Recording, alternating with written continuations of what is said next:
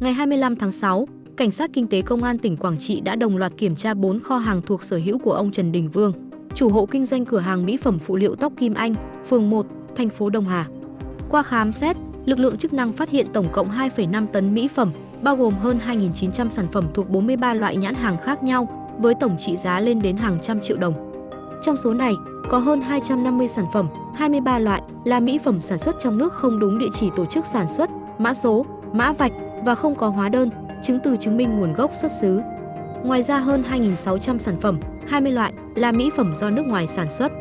Qua điều tra ban đầu, đối tượng Vương khai nhận đã mua các loại hàng hóa nhập lậu này từ nhiều nguồn khác nhau, không có hóa đơn chứng từ. Tại cơ quan chức năng, ông Vương đã thừa nhận toàn bộ hành vi vi phạm của mình. Hiện toàn bộ số hàng hóa đang được lực lượng công an tỉnh Quảng Trị lập biên bản, tạm giữ, niêm phong để tiếp tục điều tra và xử lý theo quy định của pháp luật.